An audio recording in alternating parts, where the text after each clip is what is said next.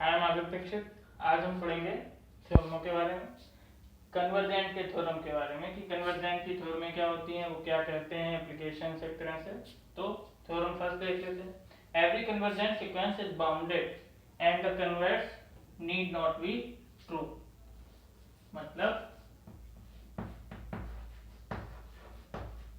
Every convergent sequence मतलब सारे convergent sequence, सारे के सारे कन्वर्जेंट सीक्वेंस जो भी कन्वर्जेंट है इज बाउंडेड। कैसे होते हैं? बाउंडेड होते हैं। अब और जो कन्वर्स है मतलब इसका उल्टा है, जैसे कि बाउंडेड, जो भी बाउंडेड सीक्वेंस है वो कन्वर्जेंट हो, ऐसा नहीं होता है। उसे मतलब नीड नॉट बी ट्रू, जरूरी नहीं है। ऐसा हो सकते हैं मगर जरूरी नहीं है कि सारे के सारे जो कि बाउंडेड सीक्वेंस हो वो कन्वर्जेंट हो। तो अगर पहले इसकी बात करते हैं, every convergent sequence is bounded. Bounded कैसा होता है मैं आपको प्रूफ नहीं बताऊंगा बुक की तरह, मैं समझाऊंगा कि ये होता क्या है। एवरी कन्वर्जेंट सीक्वेंस, कोई भी कन्वर्जेंट सीक्वेंस ले लिया हमने, मान लीजिए 1/n ले लिया, तो 1/n के लिए 1, 1/2, 1/3, तो convergent sequence is bounded, bounded होगा। तो ये कन्वर्जेंट सीक्वेंस है, हमें मालूम है इसकी लिमिट कहाँ पे जाएगी, तो दो जगह जाएगी, एक 1 पे जाएगी, एक 0 पे, क्योंकि ये तो 1 है, इसकी लिमिट सबसे बड़ा एलिमेंट है और 0 की तरफ कन्वर्ट कर रहा है। इसकी लिमिट कहाँ जाएगी? 1/2 है, 1/3, 1/4, 1/100, 1/1000, ऐसे चलता चला जाएगा, चलता चला जाएगा, मगर ये 0 से छोटा नहीं होने वाला, मतलब निगेटिव नंबर नहीं होने वाला, चाहे कुछ भी हो। तो वो कहाँ हम कहेंगे उसे, इसकी लिमिट 0 पर कन्वर्ट कर रही है, और 1 तो है ही सबसे बड़ी। तो दो लिमिट इसकी हो गई। अब बाउंडेड है, कैसे है? तो 1 है, जो कि इससे बड़ा कोई एलिमेंट इसमें है ही नहीं, कोई भी नहीं। 1/2, 1/3, 1 सब कम होते जा रहा है, डिक्रीजिंग ऑर्डर। और 0 से छोटा कोई नहीं है, मतलब निगेटिव नंबर भी नहीं होगा कभी भी, चाहे हम 1 इसका 1 0 0 0 0 कर रहे हैं तब भी 0.0001 मिल ही जाएगा कहीं ना कहीं पे हमें, मगर निगेटिव नहीं होने वाला। तो 0 आ गया, 1 आ गया, मगर क्या हमने देखा कि बाउंडेड है 1 और 0 के बीच में, बाउंडेड होगा। अब जरूरी नहीं वो पॉइंट उसी के हों, क्योंकि 0 कन्वर्ट कर रहा है, उस तरफ जा रही है, मगर 0 कभी अप्रोच नहीं करेगी, 0 कभी पहुंचेगी नहीं पॉइंट को। तो हम कह सकते हैं कोई भी जो लिमिट होंगी इस पॉइंट की, इस सेट की, सीक्वेंस की, वो जरूरी नहीं वो इसी के अंदर के एलिमेंट हों। तो क्या every convergent sequence is bounded, bounded जरूर होगा। अब the converse need not be true. अब कन्वर्स की बात करते हैं अगर, तो कन्वर्स की बात करें तो एग्जाम्पल हमने एक ले लिया कि जो कि बाउंडेड है।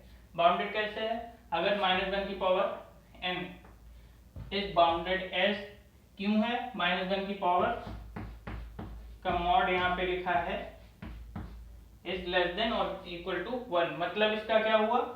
-1, इस चीज का -1 से लेस होगा। क्या लेस होगा? -1 की पावर n ये सीक्वेंस, और ग्रेटर होगा 1।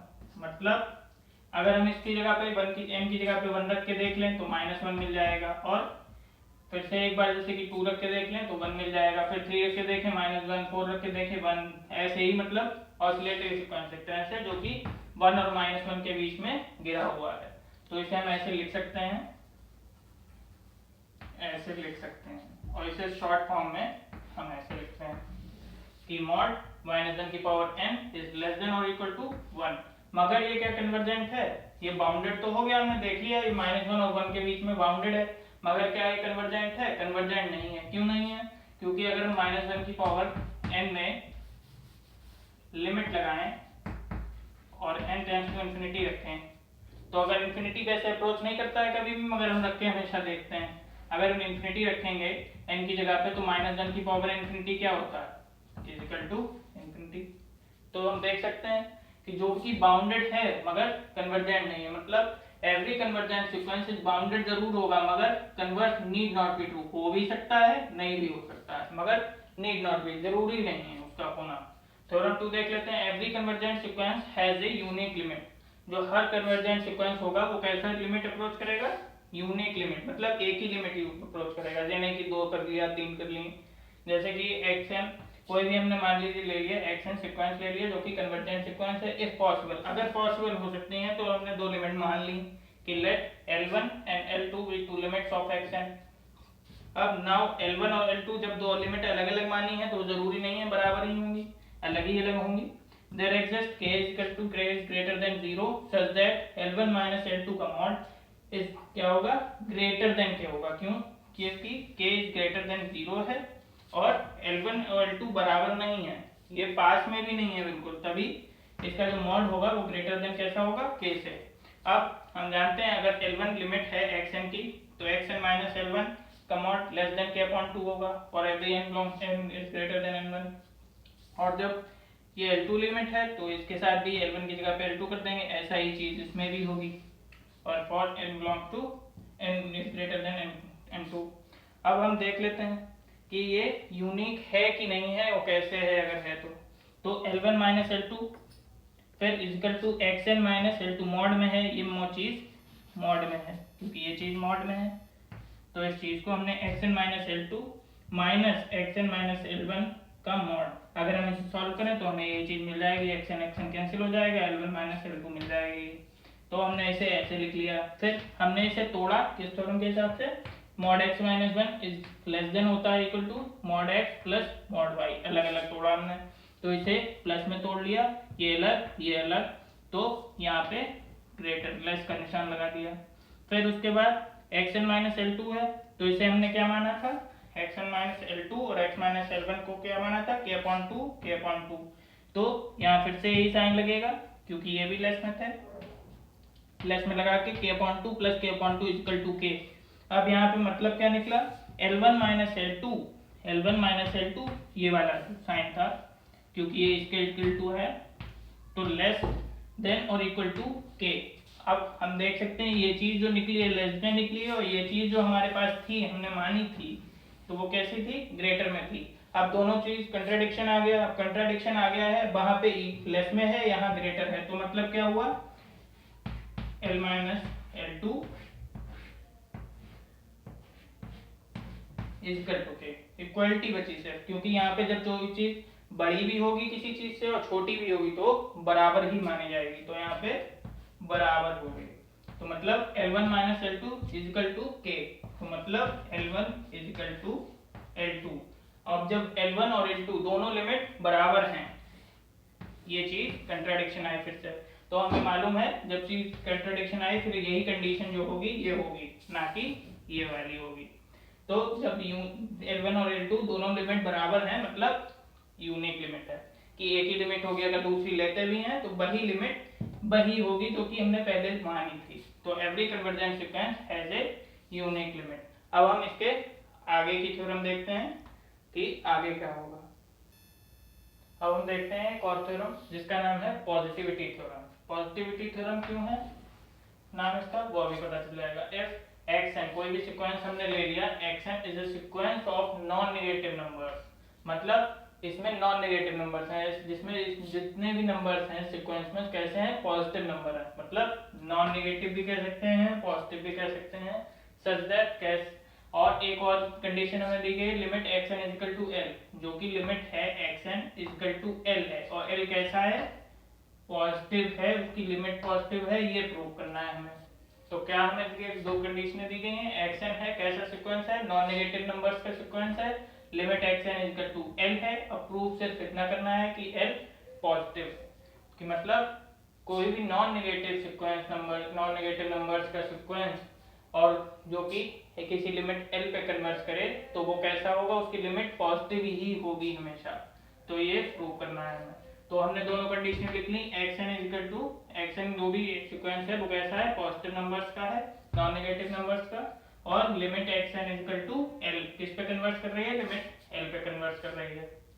if possible let l हमने मान लिया, इसका उल्टा हमने मान लिया कि l कैसी होगी, नेगेटिव होगी, देन l माइनस का l कैसा होगा, पॉजिटिव होगा, मतलब 0 से बड़ा होगा एक तरह से।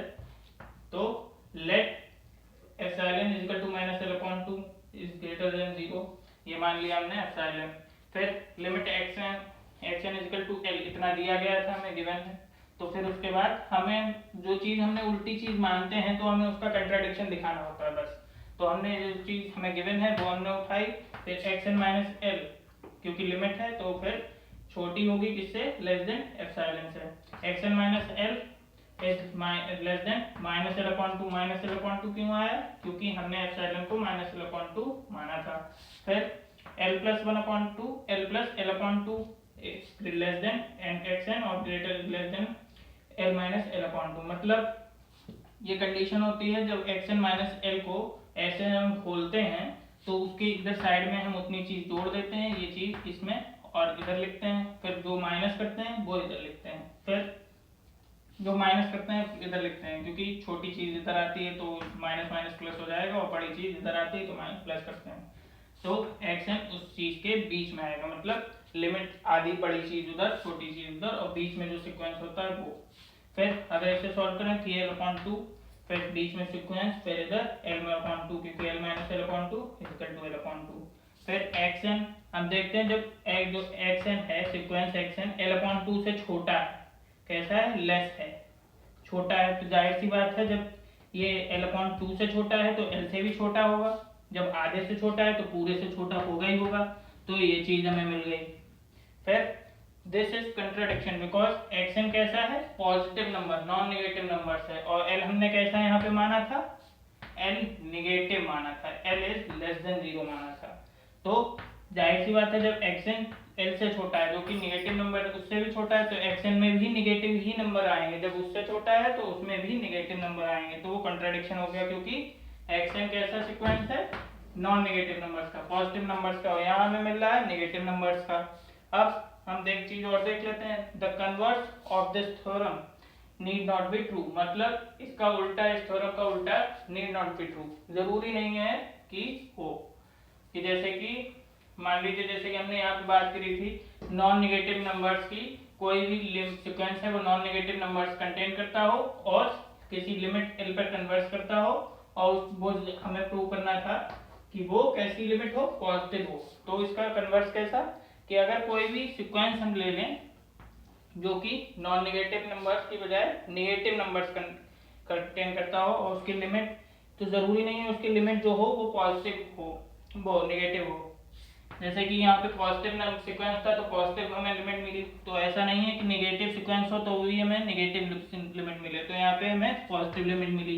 कैसे मिली? 2n-7 को एग्जाम्पल हमने ले लिया, 2n-7 अपॉन 3n+2, ये सीक्वेंस का एन टर्म है, किसी भी सीक्वेंस का एन टर्म है। तो अगर हम इसे सॉल्व करें, n=1 रखें, n=2 रखें, तो हम देखेंगे यहाँ पे नंबर्स जो हमें मिलेंगे वो कैसे होंगे? नेगेटिव नंबर्स हो गए, क्योंकि 2-7 तो माइनस का 5 यहीं पे मिल गया हमें नेगेटिव नंबर्स, फिर उसके बाद बढ़ते चले जाएंगे नेगेटिव नंबर्स मिलते चले जाएंगे। और इसकी अगर लिमिट में देखें तो कैसे करते हैं? लिमिट n →∞ रखते हैं और वो सीक्वेंस का एन टर्म लेते हैं, 2n-7 अपॉन 3n+2। अब इसे सॉल्व करने के लिए 2-7 अपॉन n कॉमन ले लिया हमने ऊपर से, n नीचे से भी कॉमन ले लिया, 3+2 अपॉन n लिमिट लगा दी जो लगी थी, लिमिट n →∞। तो ये n कैंसिल हो गया, लिमिट लगाई n →∞, ये 0 बना, ये 0 बना, बचा क्या? 2/3। तो ये क्या हो गई? लिमिट जो कि कैसी है? Greater than 0। कैसी है? ग्रेटर देन 0, मतलब पॉजिटिव है। तो ये आज की थ्योरम हो गई कन्वर्जेंट सीक्वेंस पे। अब हम अगली वीडियो में बात करेंगे कुछ और इम्पोर्टेंट टॉपिक्स की। अगर वीडियो अच्छी लगे तो चैनल को सब्सक्राइब करें और बेल आइकन पर प्रेस करें।